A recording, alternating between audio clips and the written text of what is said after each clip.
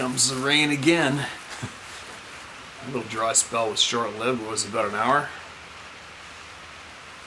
Whoa. Trying to make the goat pen out there. Of course, went all the way into town, bought the fencing. Drove all the rails on the ground and was 20 feet shy of fencing, having a clue why. Time for a break. Time for a break. If you get that done, then I'm going to have to start setting up and testing probably 50 trail cameras. And that represents a pile of hiking coming up in a few days. And that's going to be afternoon's project. Okay, here we go. Holy shit, WTF.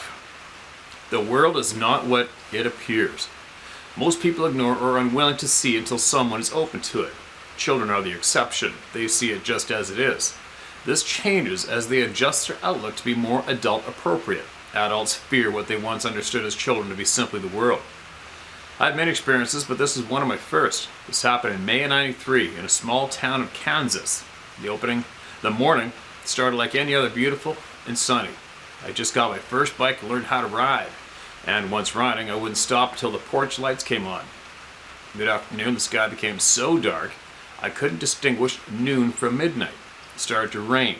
Fearing my mother's wrath for being out past dark, I pedaled my hardest to get home.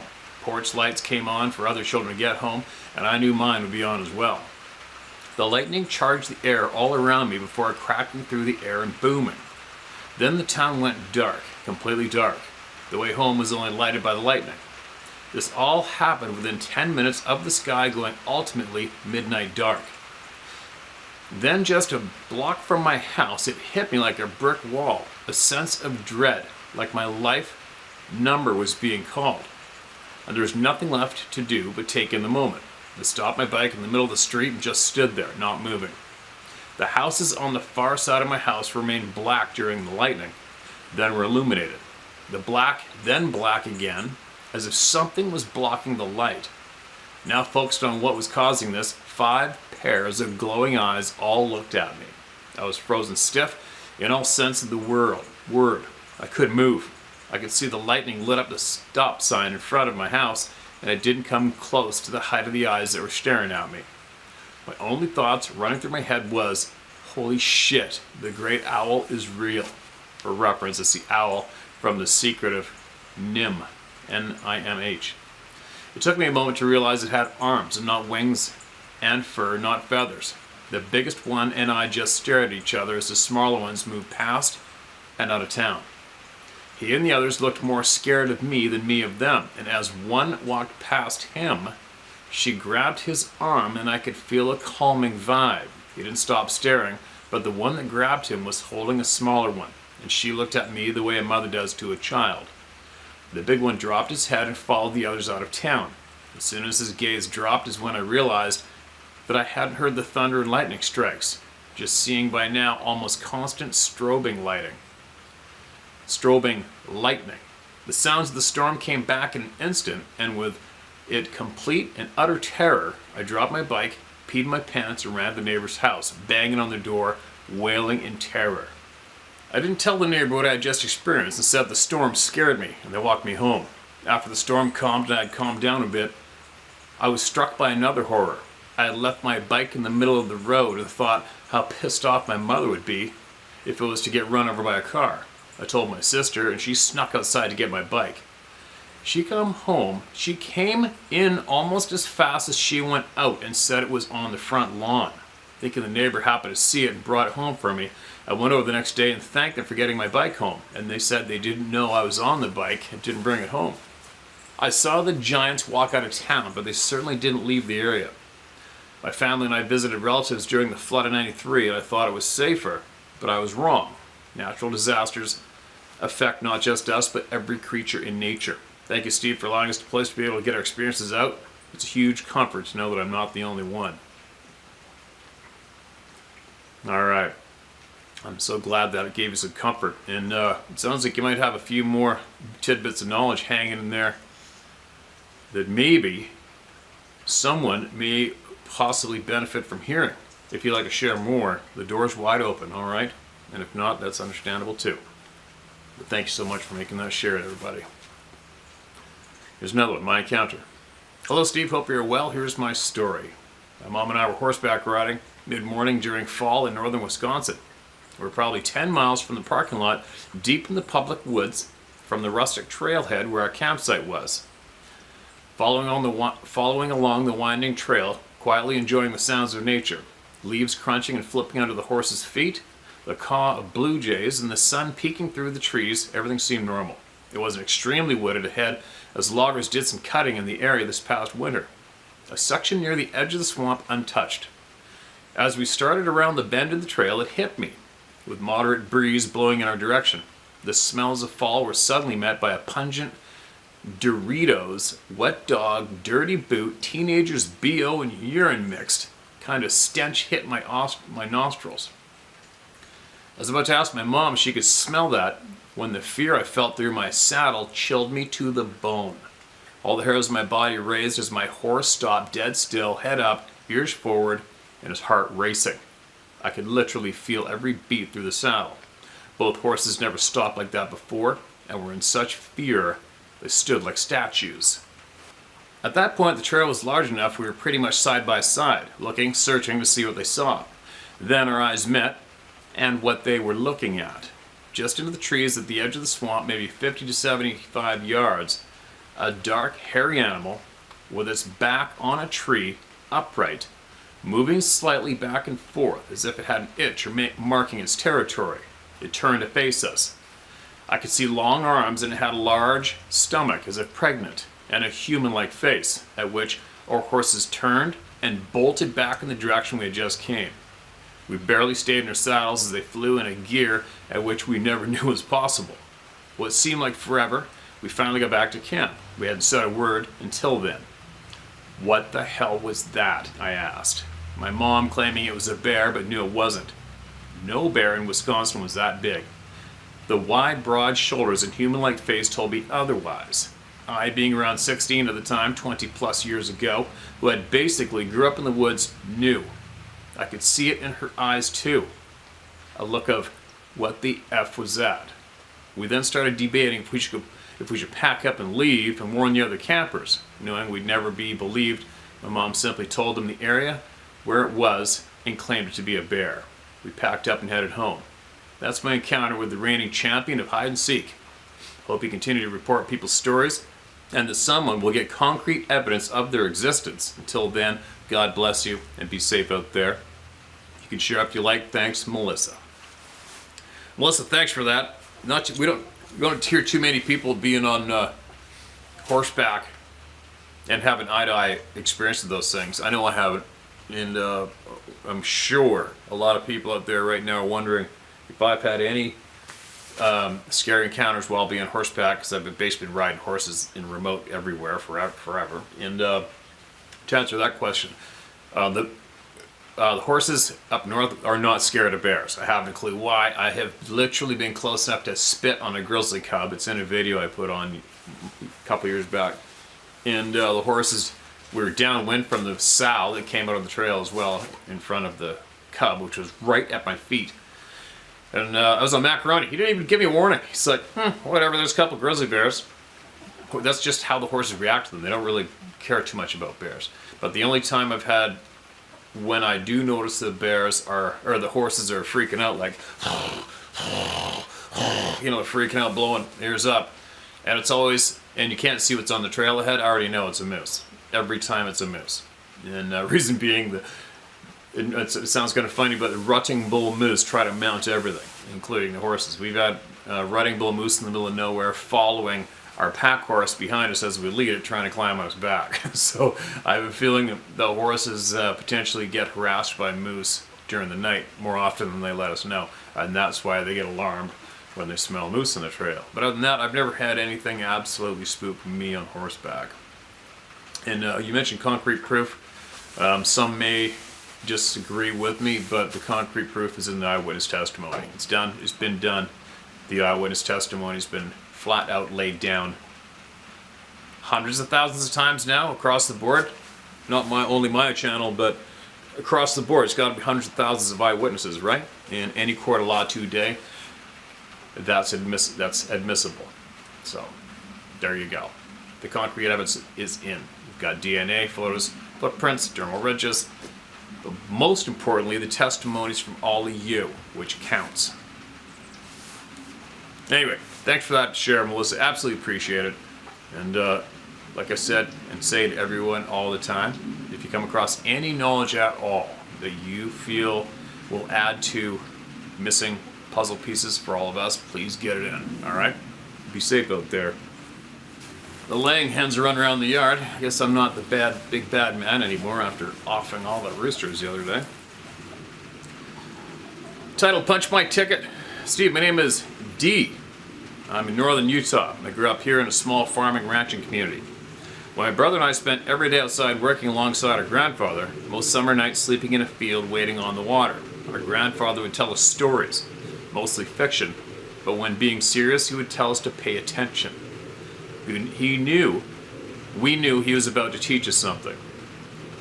We would every fall go deer hunting as a family, uncles, aunts, grandparents, and cousins. I and my brother are the oldest grandsons and looked forward to the time we got to go on the mountain with the adults. Now this area we hunted was a very special area.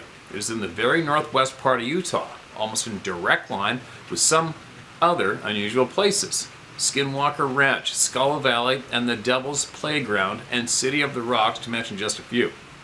All places that some very bizarre things have been reported. When we were old enough to go on the mountain, our grandfather sat us down around the fire and told us to pay attention. He told us to always remember that downhill was the way out, to listen to our surroundings, to pay attention to the sounds around us, and to not run if things get weird. We grew up hunting and fishing and camping in this area. Yeah, we heard some kind of odd things like tree knocks and rock clacking, but never attributed them to anything other than others goofing off. Fast forward to when I was about 22. I'm now 64. I was on leave from the army, home to do some hunting and camping with the family. My brother and I decided to hunt what we called Black Canyon. It is a very deep, thick pine forest canyon. We were sitting on the rim rock where the deer from below could cross to the other side to escape. My brother shot a nice 4-point buck down in that hellhole, so we set out to go get it. We cleaned it and took a moment to assess how to get it out. It was about 1,000 yards after it quit rolling back to the top, or about 4 miles down to the bottom where Dad could get the Jeep to. So we let them know to pick us up at the bottom. This canyon is quite steep, so we figured it wouldn't be too bad of a drag out. So off we went. About a mile in, we noticed that it was quiet, too quiet. We stopped for a smoke and just got our breath. Another mile or so in, we knew we weren't alone. We could hear movement behind and off to the left of us. We figured it was one of our uncles epping with us. Then a bit further, we heard rock clacking. To our rear left, a bit further, wood knocks rear right. We thought that he is really going out of his way to epp with us. Still very quiet in the canyon. No birds, no bugs, just quiet, weird, quiet, like silent. On down the way, the clacking and the wood knocks got louder and more prevalent. Then they were almost answering each other, one, then the other, back and forth. There had to be at least 3 to 4 out there to knock and clack as they were. As we got closer to the bottom, we devised our own little surprise for what we figured was our uncles epping with us. We were dragged out of the tree line, about 50 to 75 yards, stop and kneel behind a sagebrush, wait till they step out, and then both shoot off to the side and scare the shit out of them. We made it about 40 yards and could hear them getting close, so we hunkered down behind the brush and set our trap. Now mind you, we weren't scared. We knew who it was. We were a bit pissed they were epping with us and didn't help drag the deer out. We knew we needed to get down in good time so Dad wouldn't be waiting long or get worried about us. So there we were waiting for them to step out, and our trap would scare the shit out of them. We waited for what seemed like a long time. Nothing. Then about 5 to 6 rocks about the softball size were thrown between us and the tree line. We looked at each other, wondering how the hell they knew we were waiting for them where we were. We're on point, watching, waiting. Then a couple of Quakies shook leaves. Then a couple of the Quakies shook leaves falling to the ground. Oh, no comma. One more time. Then a couple of the Quakies shook leaves falling to the ground. Then he stepped out. Black, big, standing what had to be not 40 yards away. This thing was huge. Hair covering his body had to be about 4 feet across his shoulders, long black hair and beard, except a tip of gray on its beard. I don't remember feeling anything. I had my crosshairs right between its eyes. They were big and kind of yellowish color. The expression on its face was not that of anger or danger, just caution. It stood there just staring at us for what had to have been a good minute. For all you that aren't familiar with outdoor wildlife time or whatever, I can't say wildlife because these aren't animals. Look at your watch and time 1 minute. Just do it. Time 1 minute. Now picture what he described in front of you at 40 yards for that long. 1 minute and that time is like a day. I looked up from my scope, looked at my brother, who was aiming at him too, and reached over and pulled his rifle down. We stared at each other again for a minute or so, no sound being made. He would cock his head from side to side, kind of swayed back and forth, standing there. Then, with the back of his hand, made a kind of a go on gesture.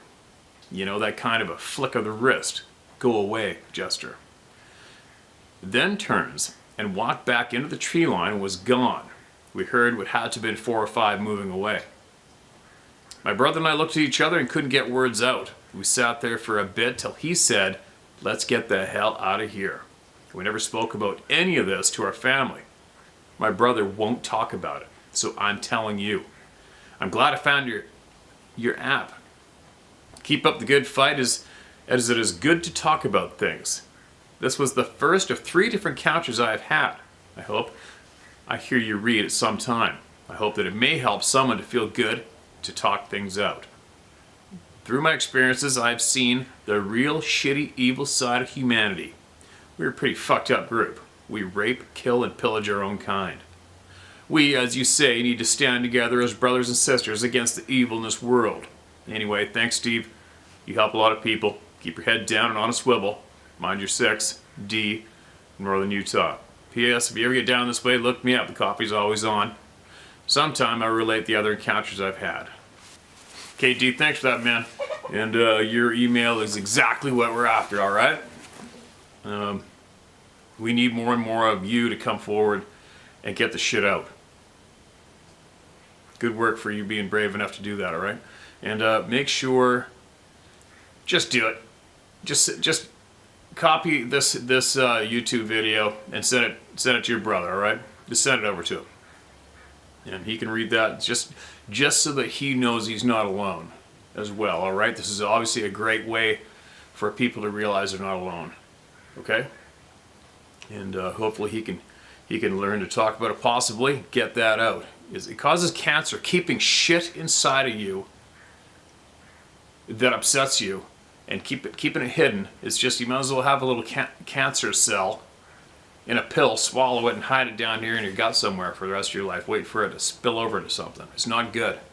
It's not good. You got to talk about this shit and get it out. Now, what else do we have? Lots. Lots. What do we got here? This is a photo of a comment in the comment section, I believe, sent to me, okay? Steve, my name is Steve Adams. I've had experience with the Sasquatch in the North Georgia mountains in Cahuta management area. The beast caught a doe and killed it with ease. I was in a deer stand about 15 feet in a tree, and after killing the doe, it started walking towards me. It walked about 10 feet and stopped, looking straight up at me. If his stare could kill, I'd be dead. He then opened his mouth and let out a loud scream. I remember seeing his canine teeth very distinctly. He then turned slightly and started moving up the ridge, carrying the doe like we would carry a small duffel bag. I watched him walk over the ridge and heard him scream once again. I sat in the stand for at least 2 hours, afraid he'd be waiting for me, because somehow his stare and scream seemed to be letting me know that he did not want me here. I now live in Florida, and I'm trying to get a group together to start doing more research on the Florida species known as the skunk ape. I've started a channel and hope to get a few people interested enough to discuss the channel, and even maybe go on an expedition to the Ocala Forest or Everglades to camp and research a skunk ape. Ever since my experience in 2009, I've been doing my own research and would love to get together with a few people in Florida to discuss and compare thoughts and experiences. I wish you more success and hope you stay safe. If you have any ideas on how I could get my channel up and going, I'd appreciate any advice. Thanks again, Steve Adams. Alright, Steve, I haven't a clue, man. Just be yourself. Throw it out there. Don't support bullshit.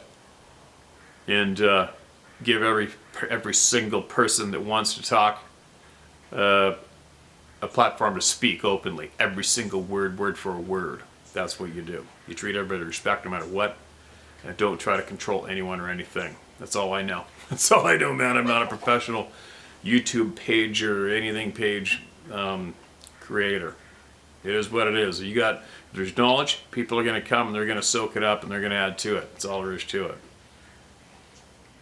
Hi, Steve. I started watching your channel when I kept hearing versions of my own stories. The first one happened about 35 years ago in Skyline Drive. I went there to do some hiking and sketching.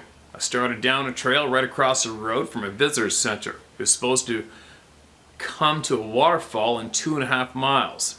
I could hear something moving in all the tree trunks. I could see something moving on all the tree trunks about 30 yards ahead, so I went to see what it was.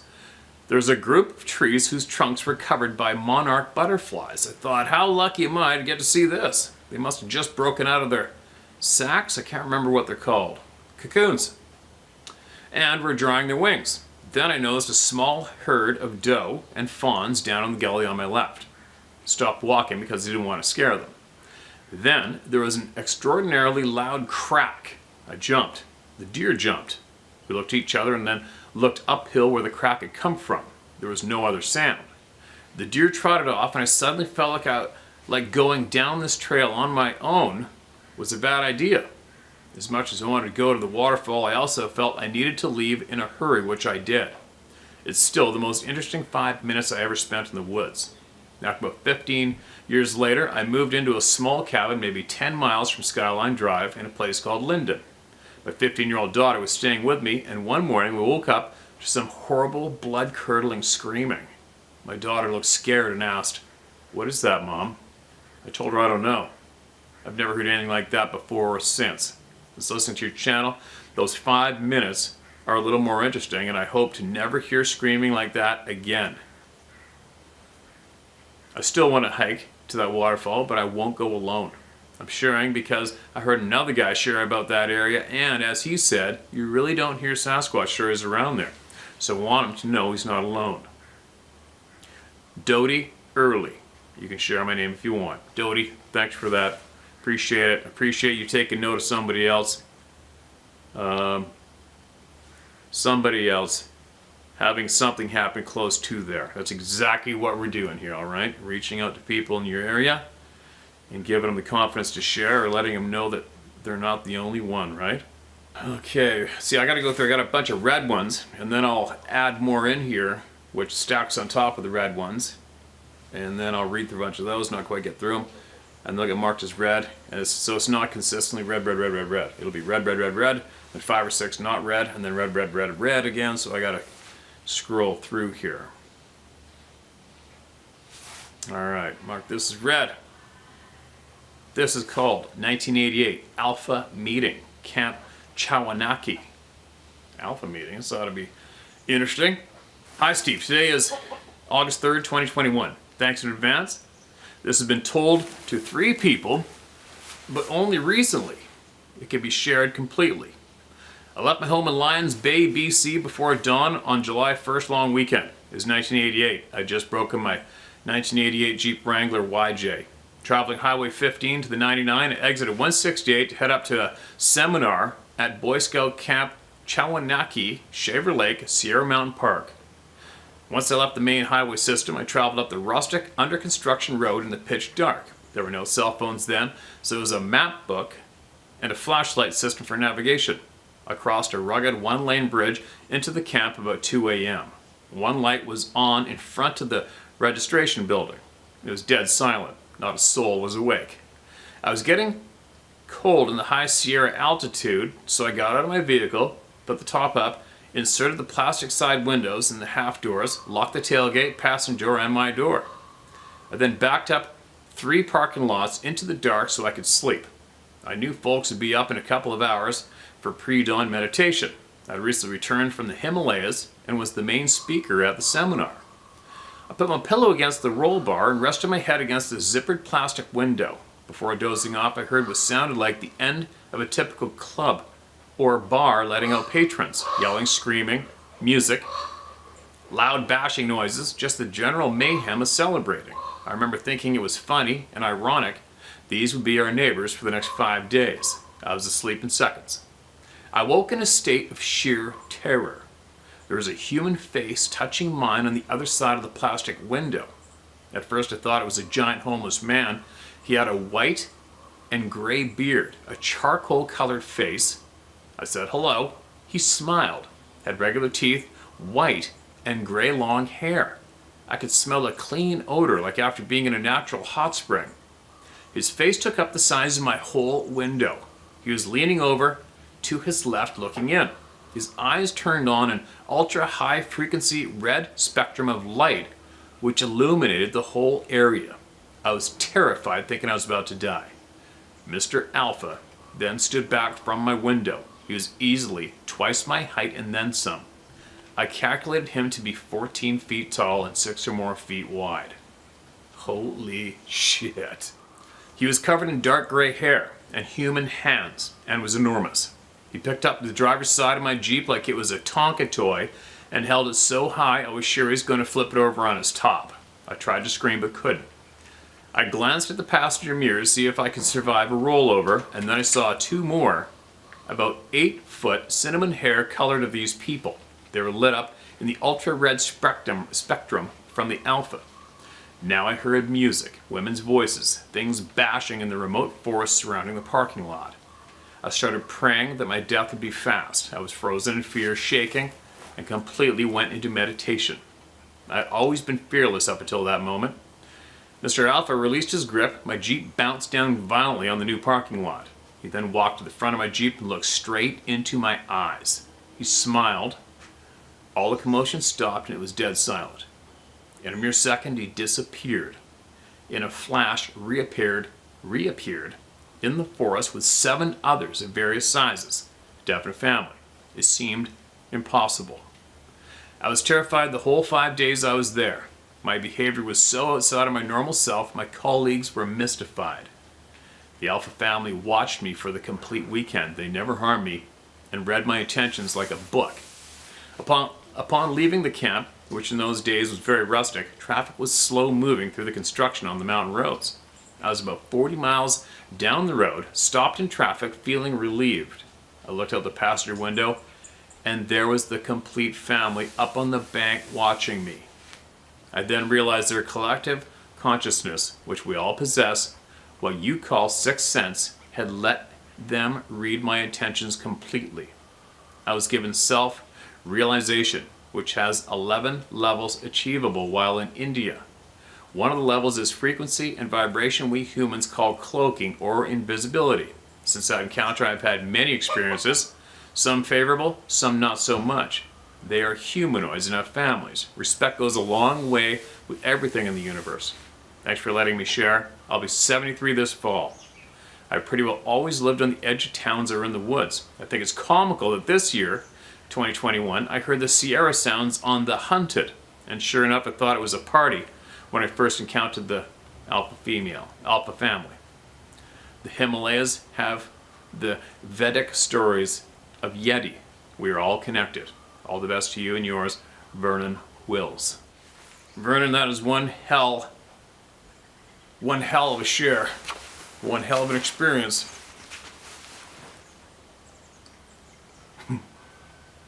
What do you say to that one, man? I'm just taking it in and picturing, I'm picturing being you. I'm picturing that whole scene you described. Holy shit.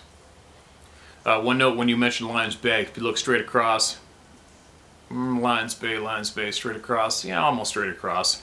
Gambier Island. Gambier is where a good friend of mine, trusted my life, they found footprints up high in the spring late spring in the snow up high in Gambier riding the trial spikes right there. And I also know somebody who was at Furry Creek. Where's that? Porto Cove, where that campground is in that dock. I know of a girl who also seen one of these things, was coming back from Vancouver late, real late, to get back to Pemberton. And she parked right there at that parking lot where the old ferry dock is. And she heard scream-like roars above her, so that puts it on your side, the Sea to Sky. And they were booming across Howe Sound, and heard answers coming from one of the islands on the other side. I forget the name of that next one. That's the next island north of Gambier Island. There's also been sightings along the edge of that, and obviously, McNabb Creek. I've been in there, up McNabb.